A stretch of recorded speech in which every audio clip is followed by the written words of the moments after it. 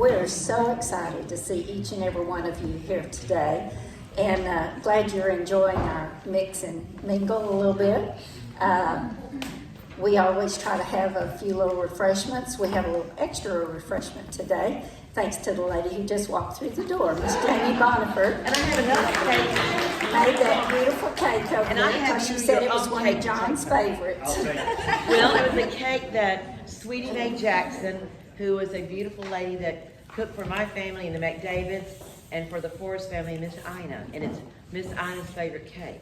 And John loves it, so hope you'll enjoy it. So thank you so much, Jamie, for adding to our event today.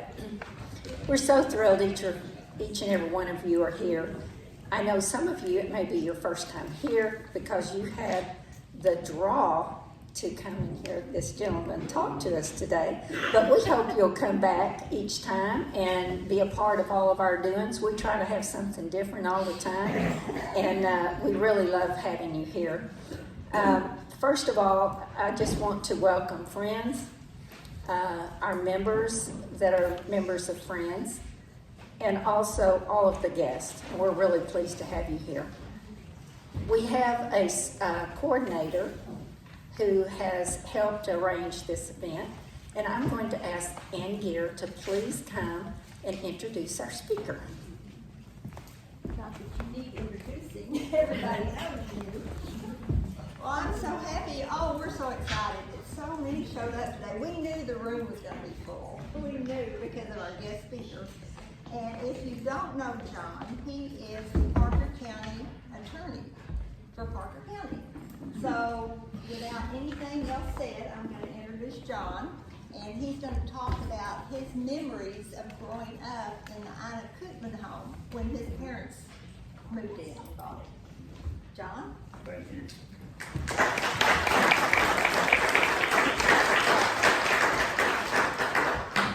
And the first thing I want to do is thank all of y'all, because without the individuals here and individuals that care about history, we wouldn't have any of this left here in Parker County. And I'll tell you some buildings that we've lost that I think now we wish we still had.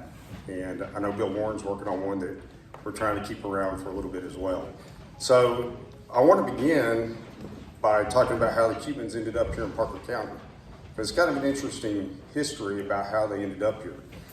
So initially, H.W. Kuteman, who built the house next door, and it was built around 1896, 97. I'm doing a lot of this off of memory because if you think about when we took possession of the home over there, I would have been 5 years old. So that's 50 years ago. So a lot of this is, but there's distinct things that cause my memory to have really good clarity on exactly how events occurred and how things were set up in here. And that's a very special place, and thank y'all for preserving this. But going back to H.W. Kuteman, he was an apprentice attorney under Jim Hogg. Does everybody know who Jim Hogg is? The governor. He's a governor. But he wasn't the governor at that time when H.W. Kuteman was an apprentice under him. And so he was a partner, he got his law degree. And the one thing, and I'll encourage y'all to come look at these later after the speech, because we try to get through this and respect y'all's time. But when we moved in the house, I have to take a step back. When Ina and Douglas moved over here, they left a lot of things intact in the house. They just abandoned the house, and a lot of items were still left in boxes over there. So some of the things that I'm showing y'all came out of boxes that they just didn't value, or at that time was no longer value to them. Well, one of the things that we did have was the college degree from H.W. Kuteman. So if y'all, I'm going to get this framed. I've been waiting to get that done. I need to get it done. Just have procrastinated on doing that. So, I'd encourage y'all to come up, take a look at this. It's very special. And this was H.W. Kuteman's original degree. So shortly after setting for the bar, becoming an attorney, and becoming partners with Jim Hogg, Governor Hogg, Jim Hogg became governor.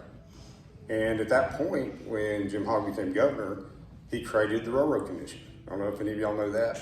Back in the day, he thought it was important to regulate the railroad. Well, one problem that you had was the Franco-Texan Land Company. It was a big problem. And you know, the French purchased a lot of land over here in Texas and a lot here in Parker County. And it was through the Franco-Texan Land Company. And so it was kind of defrauded these French people because they didn't know what they were buying over here in Texas. Now, some of the people came over here and sent word back to the French that it's Indian territory, rocky, it's not fertile ground, it's not good for farming. But when Governor Hogg created that railroad commission, he sent H.W. Kuteman to Parker County to Weatherford. That's how he ended up in Weatherford. Governor Hogg sent him up here. And through visiting with the McFarlands, and a lot of y'all know Louise McFarland, Miss and Mrs., very special ladies, and I have some stories about them as well. But through visiting with them, when H.W. Kuteman came here, he was dirt poor. He stayed in boarding houses out on South Main, so he wasn't a wealthy man at that time. And so through the process of closing or shutting down the Franco-Texan Land Company, a lot of land transactions occurred. And so the other thing I wanted to show y'all was, since H.W. Kuteman was attorney and he's responsible for dissolving that corporation, he had the seal for the Franco-Texan Land Company. And it was another item that was left in the house. And if y'all know, the Franco-Texan Land Company is down on the square. That was the main headquarters. But this is the seal that allowed for the transfer of any documents with that company. So there's a little bit of discussion on whether this existed or not, but I can assure you it exists. So a lot of those. But the other thing, that since he was the attorney for that company, he also had the ledgers for the sales for all the land sales. And Franco-Texan had possession of 800,000 acres. So when the sales went through, quite a bit of that land was sold to people that were here in Parker County or in Fort Worth. So the ledger that I have, that he also had, and I encourage y'all to take a look at this, the first entry is to the Edelmans. So quite a bit of their land transactions and their acquisition of land throughout Texas was Edelmans, additionally the McFarlands. So their state-held land all the way through the Panhandle. And so a couple of interesting things to tie Kuteman to Governor Hogg. You know, Governor Hogg had sent a picture, and it has "To My Friend" on the back from Jim Hogg. And so you kind of think, okay, they were very good friends. Well, not only were they good friends, they vacationed together. And so additionally, in the belongings that were left, we have a picture from Pikes Peak with H.W. Kuteman and Governor Hogg. And if you look at the picture and you read below, and I'd encourage y'all to come up and take a look at it. I wish I would have printed these up on there. But it also has pictures of about 5 other governors from other states that are also on that trip with them. So these were very important people. So H.W. Kuteman accumulated a large wealth, a lot of money, a lot of holdings, created banks. So instead of getting the land holdings like the McFarlands and Edelmans, he had several banks throughout Texas. One of the banks that was right on the square. And I think y'all, probably some of y'all might remember some pictures of it. It burned in 1953, so nobody in here is going to remember the building, but it was where Gary Jordan's building is. And so,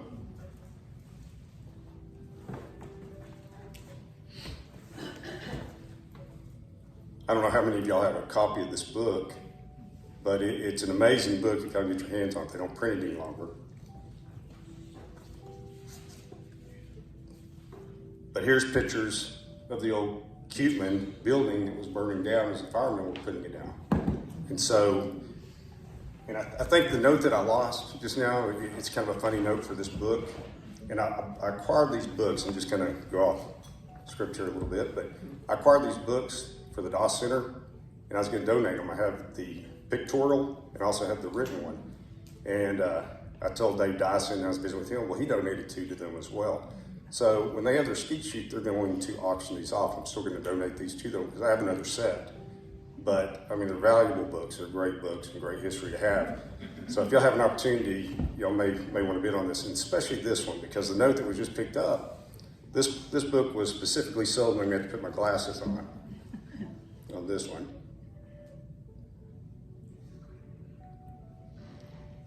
said, this book is bound upside down. We sold it to Betty Ferris, and she objected strongly. So, She was a city if you see secretary. the book, and you see how it's bound, it is upside down. So it's a one-of-a-kind book. So The last one I saw sold was $300, and the Parker County Historical Commission did those books, and I think they were like $25 when we sold them 30, 40 years ago. right. So if y'all have an opportunity, it's a great fundraiser for the DOS. So I encourage y'all to go there. And I don't know if most of y'all remember Martha McClung. She was a great history teacher. Made me love history. So she was my seventh grade history teacher, and I was able, one day had somebody come to my office and say, I have this great map. It's maps from 1905. Well, in 1905, they did Sanford maps.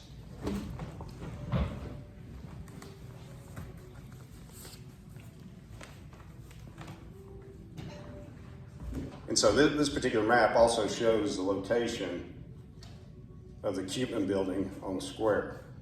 And so these were produced in 1905. At that time, it wasn't the Kuteman building. So somebody that knows a little more history than me on that, it may have started out as a different building and he may have acquired it. Because definitely in those pictures where it's on fire, it shows Safeway at the bottom. So, but he still, it's identified as Kuteman. So I don't know if it's originally built that way, but if you have an opportunity to take a look at this map, it was in 1905 and Weatherford looked much different. So it was pretty amazing.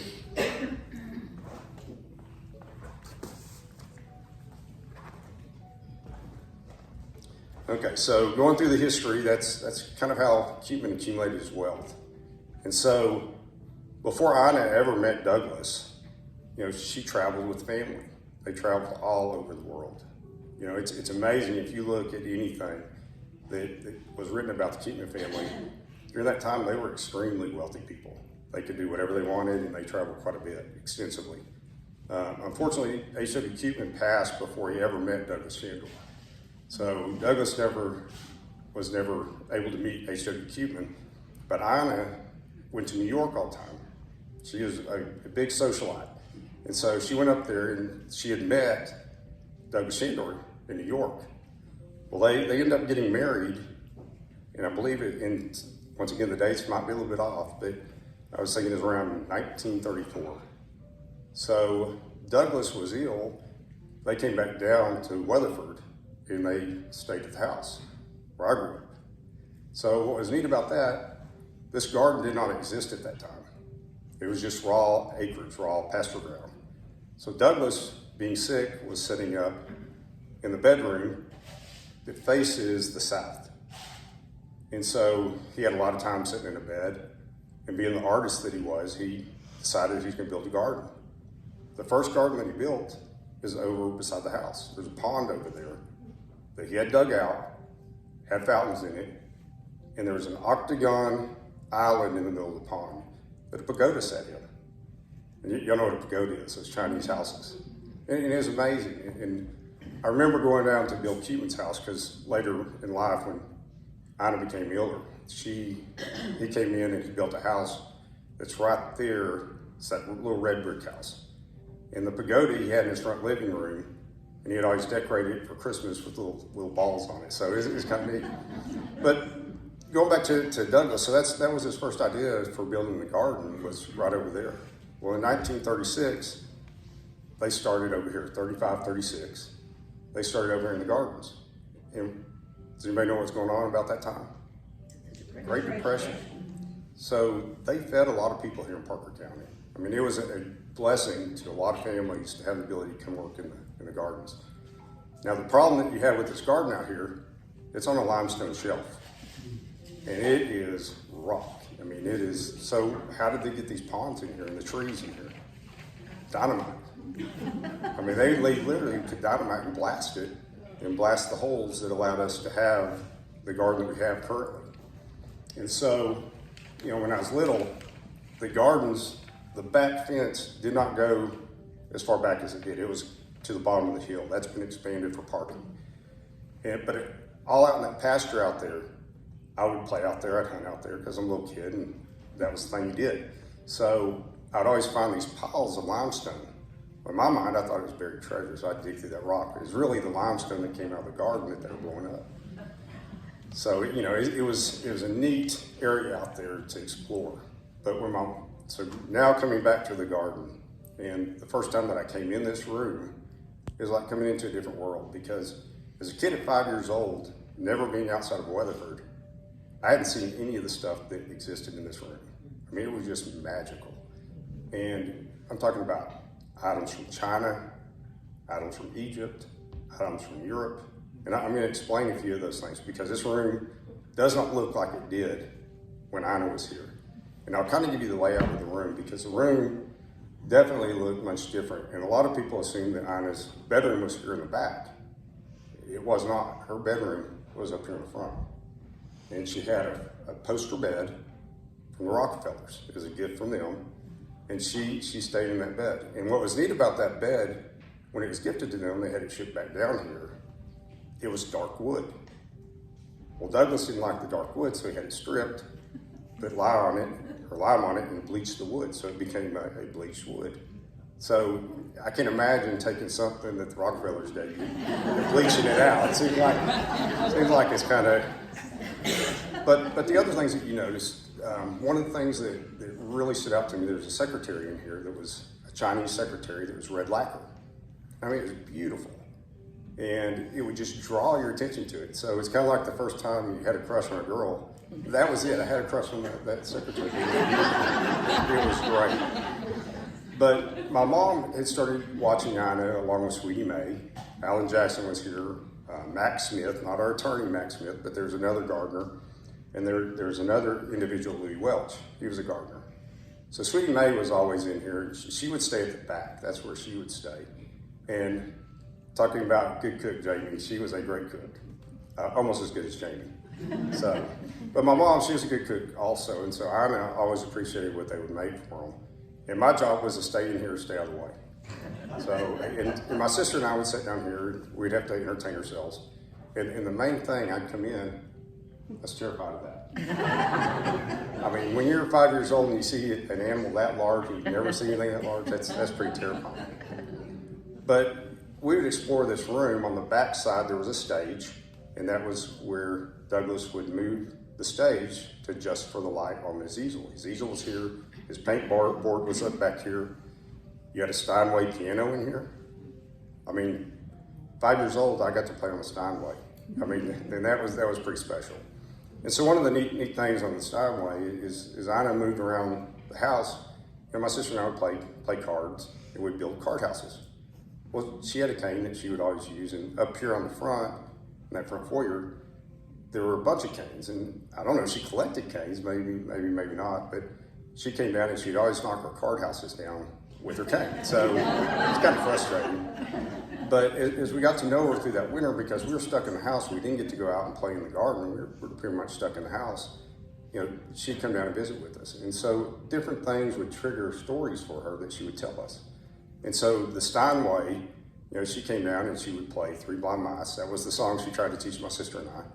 And Twinkle, Twinkle, Little Star. She'd sing to us. And it was just amazing. I always remember there's a fire over here. Sweetie Mae would make hot chocolate, and not the kind from a mix. It would be from milk and fresh chocolate. So it was a special time. But the Steinway was amazing. On the secretary, there was a pig's foot. And so you remember I said that they traveled quite a bit. Well, what Ina had told us was that pig foot came from Haiti. She was a hunter, and she shot that boar in Haiti. And so I think that pig's foot, it was a paperweight. I think it got sold with the estate. But later, she gifted my dad the boar's tusk cuffs that she had made for Douglas. And I brought those today. And so, you know, the little stories that came along, you just kind of remember those things. They trigger. And so the boar's tusk, she had them put in gold, and someone goes, well, you know, you're not going to wear a boar's tusk. Well, it wasn't the whole tusk. They were cut down into little bitty pieces. And then they're laid in gold. So, I mean, just great memories on that. The other thing that she talked about was going to Egypt. So if you think about being in Egypt at that time, what were they just discovering? Valley of the Kings. Well, back then, antiquities weren't really, you could buy stuff and bring it out of the country. Well, one of the things she brought back was an ivory scarab. And she gave that to my family as well. It has hieroglyphics on the back. It's carved out of ivory. You know, we don't know. I don't think it was out of King Tut's tomb, but it's authenticated. My parents had it authenticated, so you know it's actually an antiquity. Don't tell anybody; they may want it back, but you know that's. But neat little things like that. The bed was funny. We'd go sit up there in the bed with her because it was a very tall bed, and we'd have difficulty getting in. Well, what she would do is say, "Hey, I'll get them to cut the legs off to lower the bed." So you know, to think that she. But when she was 84, you know, she enjoyed her company, and she wanted us to be around, and she enjoys being in the garden. And so during that time, like I said, we were in the house because it's too cold to be outside and play. Another neat thing, y'all know the Roosevelt painting that was done. She had the chair that he sat in. It was here. And you also know the chair that Winston Churchill sat in when he was painting. It was here. And what was neat about it, she showed me where he had autographed it. So when the painting was completed, he signed that chair. Now that chair was still here during the estate sale, so it's probably in this area, I would hope. Some of the stuff like the secretary's desk that I really liked, a group out of New York came down and they purchased quite a few things. And so I'll get to a few of the items that are missing that, you know, really would love to have them back, and that's one of them. Miss McFarland, you know, the one thing that during that time, I don't know if y'all remember, the McFarland house was being torn down. And so y'all said, well, no, it's on 7th Street. Well, the original McFarland house was up where Orshland's is. So what they did in the name of progress, they tore that down to put a Kroger in. And I remember Ina wanted the stone that was around the porch out there. And so how I remember so well is going in there, it had pocket doors and, you know, it was a beautiful, beautiful house, but Kroger's had purchased that land, they wanted to go in there. So I was up there as a kid and they were collecting some of the items, collecting the stone. And the reason I remember it so well, I found a board with a nail that I think it went through my foot. They say it didn't, but it went into the bottom of my foot. So I definitely remember being up there watching them take the house down. But Ina then would tell us stories about how she would ride horses with Louise McFarland and about having a ball, you know, balls where they would dance up there at that house. And they would have the pocket doors, they'd open the rooms up and they'd dance. And she said one of the big dances that she went to, she had ridden her horse all day with Louise. They didn't have time to change. And so they just threw the dresses on. She said she was extremely sweaty, but she goes, well, I was going to dance anyway. So she was a neat lady, had piercing blue eyes. Just an amazing lady. And so, you know, those were the memories that I have here inside the house. So moving outside the house, because in summer came, and by then we gained her trust, and she really enjoyed having the kids play in the garden. The gates were locked, so sometimes we'd have to climb up the wall, run down the wall, jump into the garden. But you're young, you can do those things. You can climb the trees. And the gardeners, you know, that also, they would cut things and burn them. And so talking about the hill on this backside, all the ash would get dumped on that back hill. So they'd take the ash from the fireplace or from any other fires and they'd dump it on that back hill, which I thought was great because then you could take a box and slide down it until you found glass. And so I came in one day and I had to have stitches because I cut my wrist. Now he goes, well, now you'll remember your right hand. So, and to this day, I cannot forget my right hand. I still have a scar on my right hand. But the other neat thing that also is missing from the garden, we had 2 marble Asian women that were on either side of the bridge. And I always felt like they guarded the house and guarded Ina. I mean, it was amazing. But those were also sold to that group that came out of New York. So they didn't stay down this way. Another item that, as a young man, was kind of interesting was a new bronze that sat on a pedestal right outside the platform. And there is another one back here, but it's not the original. And so it came up missing, and Bill Kuteman made a claim on it with insurance. And I was talking to my parents. They think that they got about $1,500 on the claim, which by far was the value of that. But later on, Sweetie Mae had said that Louis Welch, which was one of the gardeners, had taken it. and sold it to somebody in Abilene. So if anybody's ever out in Abilene, you see the bronze, the new bronze, they belong to the garden. So that would be great to get back. In talking to Ina, she was an amazing lady, probably a concert pianist, gourmet cook. She was a golfer, and one thing I noticed is, did this go out? And I'll keep speaking, but as a kid, directly behind our house, there was a big field. There weren't those homes that were sitting back there. And all through that field were golf balls. Ina was a golfer. And one day she goes, "Hey John, go collect me some of those balls." And so I bring the golf balls, and they were old because when she was golfing, she was much younger. But she was an avid golfer as well. And so Ina was an accomplished individual. I'm surprised we don't have any awards here in Parker County, Weatherford, named after Ina Chandor, because she was just an amazing woman. Right behind you is a trophy. I bought it as a young bride. I couldn't afford all the fancy stuff, the Moncriefs and all those were buying. There's a little trophy. You see the loving cup right there? Yes. And that she won first place on the shot put when she was at finishing school on the East Coast in high school.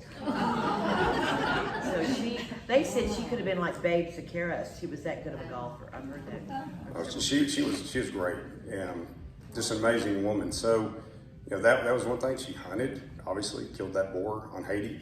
And going back to Haiti, she said she was the first Caucasian woman to cross the island. Not the first one down there, of course, but to cross the island. And she traversed that island and just explored. She was an explorer.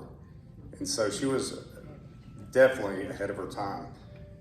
Another neat thing about her, when her husband, they had the studio in New York, so it's been half of their time up in New York.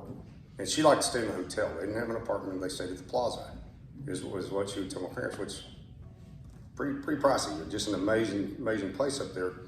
But when they were painting, or Douglas was painting Franklin Roosevelt's portrait, she would play the piano for him. And so she would sit in there and play music for him as he painted, and Franklin Roosevelt really appreciated that as well, she said. So just some really amazing history. The house over here that H.W. Kuteman built had the first above-ground swimming pool in Park County. So she swam, and it looks like a tank. It's funny, because you think of swimming pools nowadays, but it's just a huge circular swimming pool. So an amazing architectural feat right there. But coming back into the garden, we used to build tree houses in the trees out here, and I wouldn't let the gardeners tear them out. So the gardeners always want to tear them out of the trees. But the grotto, there's a seat up at the top. I don't know if you've all ever seen that. It's always fun. We'd climb up there, and it's a long drop down, but we'd sit in that chair. And so there was a lot of kids from the neighborhood, the Bergmans, the Heatleys, the Riles. We'd always play hide and seek in here in the garden. So just a magical place in the summer. And you think back then, you didn't come in until the sun went down. And your parents, they weren't keeping tabs on you. We were called key latch kids, but the reality was we weren't staying at home. We were running around the neighborhood. So we ran all the way from Harry Hopkins' house, all the way back up here to the gardens. And it was pretty amazing. A little bit about the gardeners, Alan Jackson, because I learned a little bit from them as well. So Alan Jackson and Max Smith, apparently I would find empty bottles around. So gardening probably at that time required a little bit of whiskey. So, and we would definitely find, sometimes I'd find full bottles, but they're hidden in the ivy. And so you'd go down to the front of the garden, and it had sucker rod that would grow that was welded across, and all the way down it was wisteria. So it's purple blooming. It's beautiful. And that got torn out. It was just kind of an improvement, I guess. But those are my memories, and then the English ivy growing up the sides of the wall.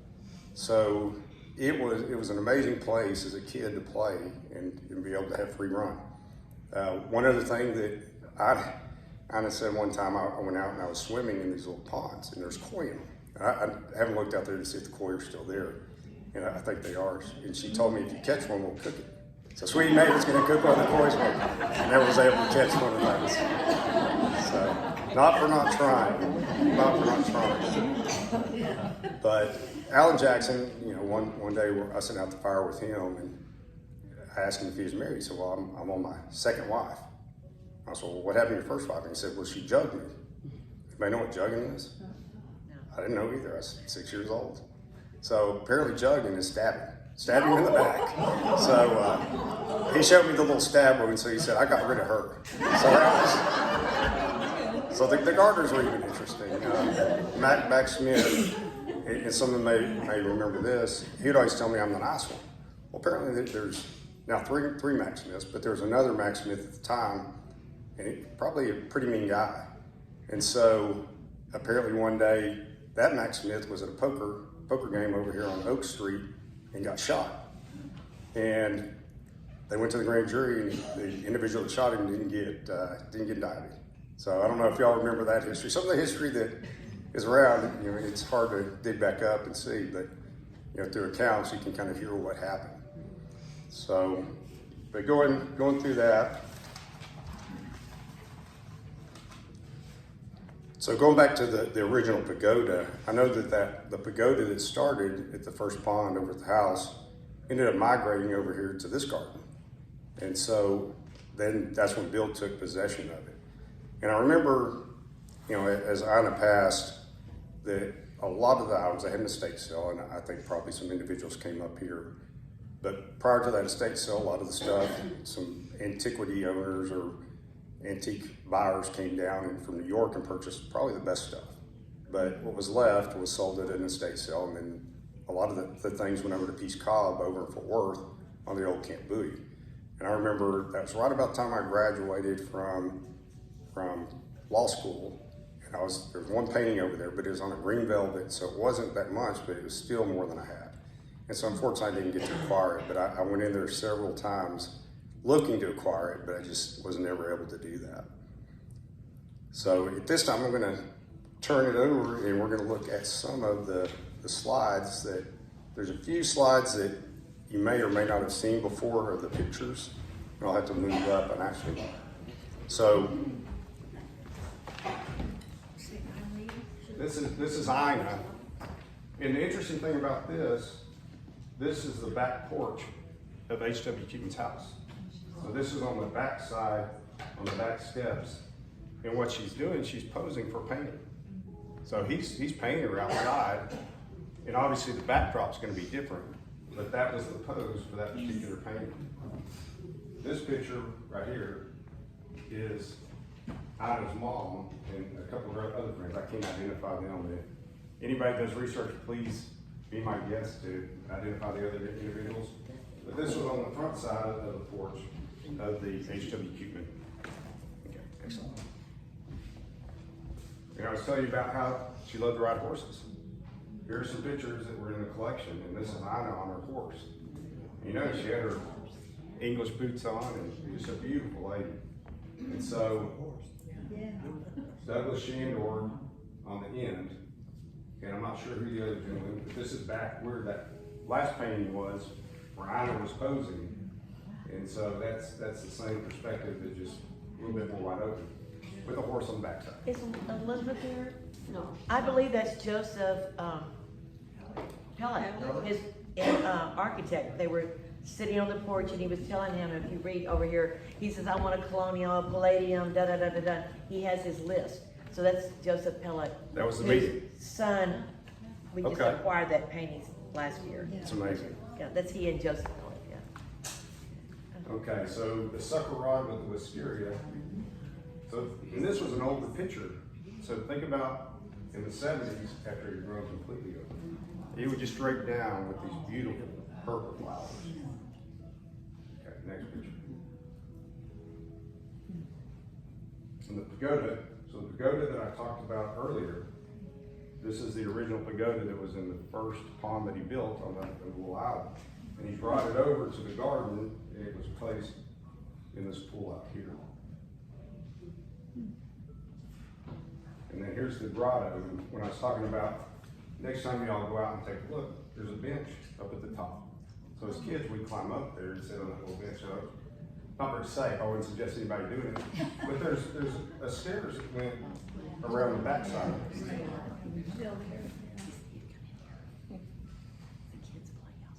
And so this is the second bronze pagoda. and I'm not sure the location of that one off of that picture. So apparently had a secondary one. Is that the one in Abilene or? No, the new bronze is the one that's in Abilene, so if y'all find that, we definitely need help with that. And so, Vincent's Gates. There's the gates. So, and there's the history behind those that we're getting to. And so, we can go look for the inscription, good old Vincent.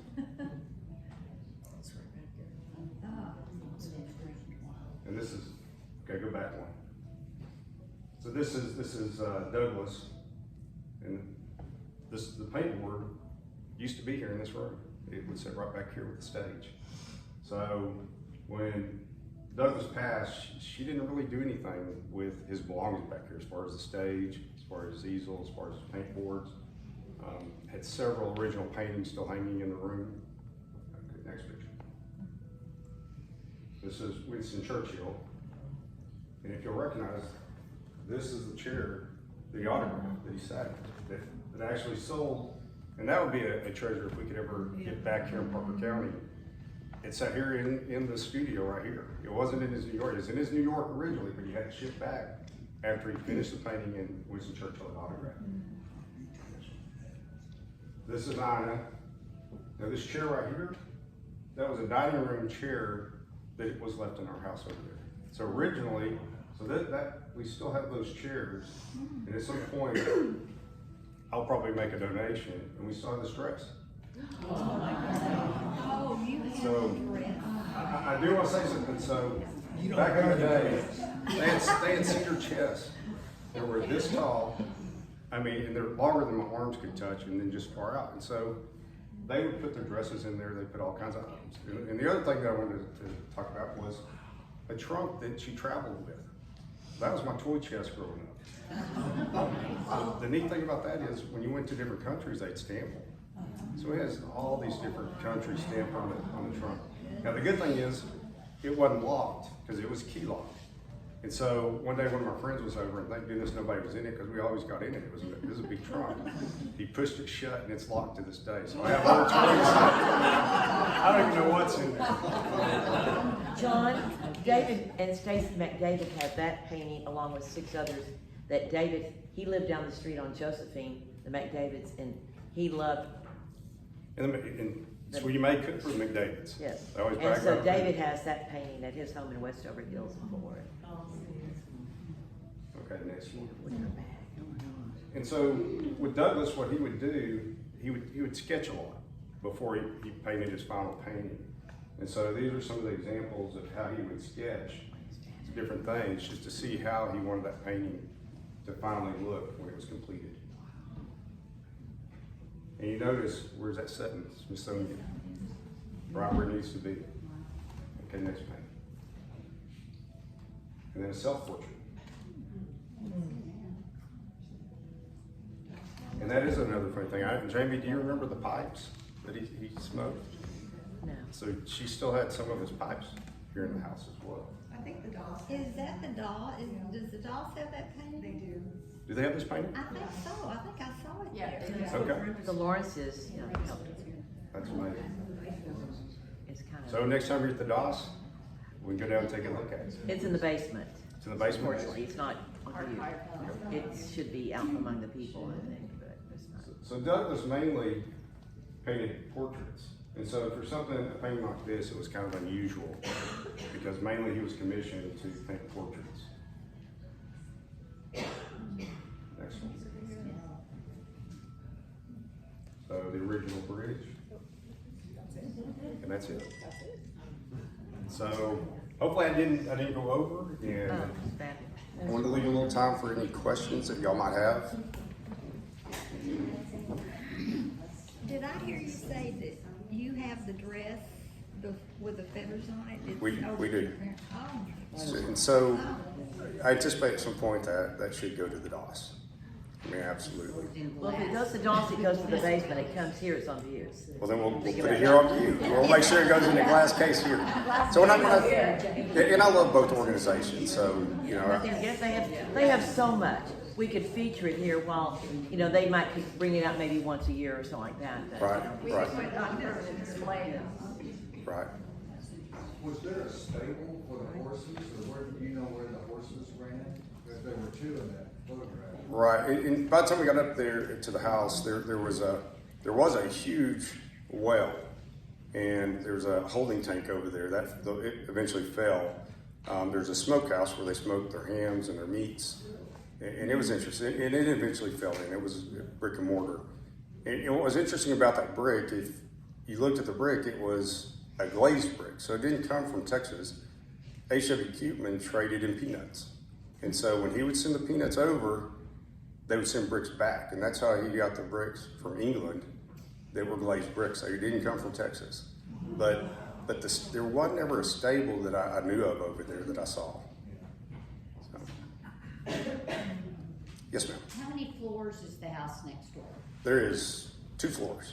Is there a basement or? There is a basement, and it had an old coal burning heater in it. So, you know, another interesting thing growing up, that the house would hold heat and coolness real well. So in the winter, it was still pretty warm, even though we didn't have central heat and air. And in the summer, it was still cool with a box fan. You had to have the box fan. But it didn't have central heat and air on it. But it did have a basement, it had an elevator, because they used it to get from the first floor to the second floor for people that are unable to walk the stairs. Yeah, let's get the trunk up the stairs. How was your family's connection with the Kutemans? Well, so when my dad was here, we were in a rental house, and so when my mom was caring for Ina, you know, we weren't a real wealthy family, and so Ina really liked our company, and she asked my family if they wanted to purchase the home. You know, at that time, they were looking to make a parking lot over there. So it was almost destroyed at that time. And so my parents ended up acquiring it, you know, obviously just through being good friends with Ina. And I do have one funny story, because, you know, ultimately our first Christmas there, she came over and celebrated Christmas with us. She was a great lady. And so she came over and she kind of saw some of the old furniture and she kind of teared up. So it was good memories for her. You know, I have one other memory, and this is just showing how funny Ina was. When she got older, she was back here in the bathroom, and she had slipped in the tub, and we saw all these lights, like fire trucks coming up. So my family came over real quick, and Ina had got stuck in the bathtub. Well, my mom had gone in, she's talking to her, we're trying to get her up, or my parents were. And she said, well, nobody can see me like this. And we're thinking, you know, she needs clothes. And she tells my mom, get my lipstick. So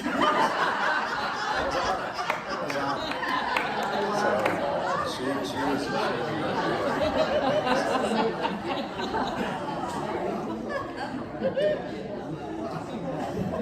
Yes, ma'am. What years did you live in the house? From 75 on. So, like I said, I grew up over there, and first time I experienced air conditioning was when I went to UT at Austin. Our dorm had air conditioning, so that was the first time I had heat and air. Yes, ma'am. So how long did the house sit vacant when her parents or family was it vacant for a while before y'all bought it? I think it must have been, because Ina's mom lived there, you know, so Douglas, so they came over in 36. I'm imagining it probably did. I don't know the exact number of years on that. Yes, ma'am. I've always read that Ina had many facets to her personality. She was a member of society. She was well traveled. But also when they started working in the garden, Ina would roll her hose down to her ankles and she'd drive around town with fertilizer in the back seat. That is a fact. And so, you know, one other thing that my mom had told me is that she'd lose buttons on her clothes. She'd never sew them back on. She wasn't materialistic enough that she cared about those kind of things. And so, and she didn't like you, she wouldn't talk to you. She would walk to people, look at them, and turn around and walk off. So you talk about those piercing blue eyes. She was an imposing force, you know, during that time. Yes, ma'am. I want to tell the story that Helen Davidson, we did a 100-year birthday for Douglas. This was, my mother's been deceased about 22 years ago, and they acquired all these paintings, came back to Weatherford. Davy McDavid loaned his. We had about 30 of them at the college. It was fabulous. And that you might have seen a poster. I have one in my office of his celebration. Well, so we had this big luncheon at the college. And y'all know how lovely Dottie Doss is and how proper and all that. So we're all sitting at these tables. Well, Helen, anybody else hear this story? Was anybody else there? Am I the oldest one? Oh, it's John. Okay. Helen got up and she said, Douglas was very, he would have his little document, his little notebook. And I don't know if I should tell this, we have men in here. But they told her that day and Dottie nearly fell over. She said, when they would have maybe intimacy in the evening, he would draw a few turnips on the edge of his little ledger and things like that. And I was watching Miss Dottie and she was kind of sitting there. And she said, and then I remember the story being told that Edith Jordan said that she was a great bridge player. And one of the greatest bridge players in the world is the lady that lived on Columbia Street that her daughter gave the money to Weatherford College, that first $1 million. And so she was called over to Miss Ina Black's house and invited her to go play bridge. And they called Ina and they said, Ina, you're supposed to be here. She said, I just got busy. And they said, well, come on over. She said, okay, I'll be there right now. They said, now we're ready to start. Well, she walked in with a full-length fur coat on. And they said, well, I don't take your coat off. She said, I can't. They said, why not? She said, I'm butt naked. I said, y'all told me to come. I'm here. Start dealing. I mean, she was redheaded. She was character. I mean, I love the stories of, you know, little girls, you listen to these stories your mothers tell you. My dad was a car dealer here. He had the Chrysler Plymouth dealership. And every 2 years they'd buy a Chrysler Imperial. And that was the car at that time because the Eisenhowers drove, you know, President Eisenhower drove a Chrysler Imperial. So Ina and Doug would have it. And my mother would get dressed for the evening because she would invite them to come and deliver the car. And mostly with the dealership, will you come and deliver it, Mr. Bodford? Well, sure. So mother did not like ham at all, but she said, you know, to go to that mansion, I don't care what I had. And she wasted the Virginia ham, so I guess they cooked it out in the back. Smoked it in the smokehouse. It was real salty, but she said, I love going there, and they would deliver the car, and she would park the car at y'all's house, because the garage was over at the big house. Yes.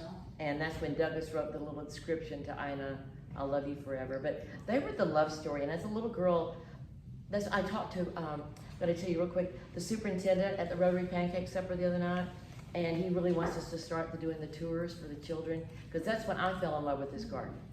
Larry, didn't you go? And Carlene, didn't you come as a little kid? And Stanley? Nancy, you did? We've got to get the little children. So when you see school board members, let's tell them we want the tours from the school to come here, because the little children, if they don't fall in love with it now, guys, any city council from this point on, because when we got it, I said, can't we make the city council forever never sell it? But city law, Texas city law, does not restrict or handcuff one council to the other. So we're gonna have a contested race. So please call the 3 guys that are running, ask them how they feel about Chandor, because any city council can sell this beautiful mansion at any time. Pardon? It's not just the children, because I taught for a lot of years.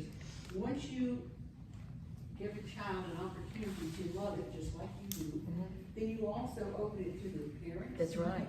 To the teenagers, that's your end, the children. And if you go to Europe and you look at someone showing art, you will see people taking 5-year-olds in the large museums in Europe, and they bring them right into the masterpieces. They sit on the floor and they never touch, and they at 5 years old, because they're exposed to it. It's just art, but it's great art, and that's something we don't do here. I agree. Well, and 2 things that I was going to say on that is, I don't know if y'all remember when I was probably in 6th grade, Louise McFarland used to have a foundation that she would take all the kids over to Meyerson and see mountain butterfly. You'd have a sack lunch, you'd see mountain butterfly, and it was just a neat experience for kids that had never been out of Weatherford to be able to go over to the Meyerson, which is a beautiful, beautiful building, and then see a performance. It was just neat. You know, it was, those type of things are definitely life-changing. And a funny story about the artwork, taking your kids. Whenever I take my son on vacation, we always do history, we do something physical, we do something sports, we go to art museums. I took him up to Chicago, and the last thing he wanted to do was go to the Art Institute, but I drug him in there. And so the only thing he wanted to see was a Bugatti, which is about a $3 million car. We saw one. But here's what's funny. When we went into the Art Institute, we saw also an original Andy Warhol. And he's looking at that and he said, well, you know, I could do that. I said, well, that painting right there is worth $200 million. You could buy at least 100 Bugattis. And he goes, I want to be an artist. I said, and I'm sorry I went over. So. Yes, ma'am. There's one question about the house next door. Are there ideas of keeping it in a historic context also, as far as, you know, Heritage Society or? And it's at some point I'd love to see it go into that, because the one thing I didn't state, if you look at the deed to the garden, to the house, the deed goes from Texas, state of Texas, and it was the International Greater Northern Railroad, because it's part of the parcel with the Franco-Texan.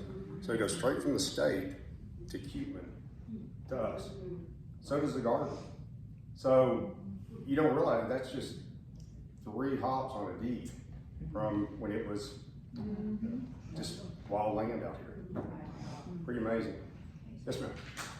I just would like to encourage everyone, if they have not purchased the book about Douglas Chandor, please do so. His book's got a lot of those pictures in it, and it's a fascinating book, and it's well worth it if you're a Chandor Garden lover, like most people are. And so, you know, I'm thinking. Yes. It is. It's an amazing book. Great book. Another good book that kind of explains the history of Franco-Texan. And you know, one neat thing, Martha McClung gifted this to me, and I was, you know, it's funny because I hadn't pulled it out in a while, and she had given me a card that said, "Thanks for being my escort at the coronation. All the little ladies want to know who you were." Like I said, Martha McClung was a history teacher, just an amazing lady. Her collection, and I don't know how that ended up at an antique store, but that was part of her collection. And so, you know, once again, Children sold it. Of course. And so we need to capture these things and preserve them, because they're no good in private collections. And so, you know, ultimately, a lot of things that I have, I'd like to donate, because my son, he enjoys it, appreciates it, but probably not as much as the history that it can keep on there. And I know we got it. You know.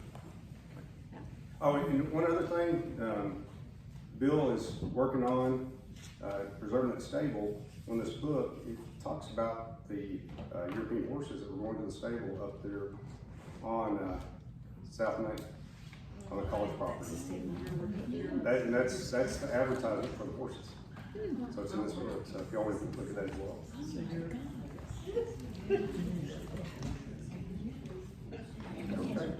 Well, thank y'all very much. I appreciate it.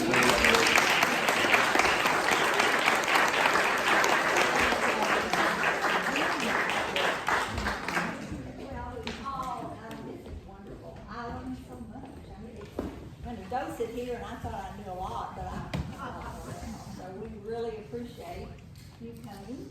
And this is our appreciation. It's 2 tickets to, we're gonna have April 1st.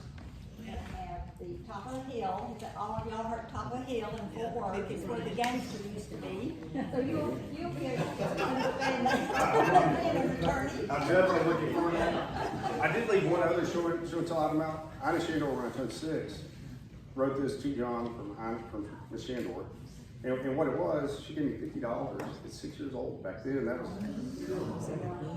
and it's the silver certificates. So I've never spent them, but so she gave me 2 20s.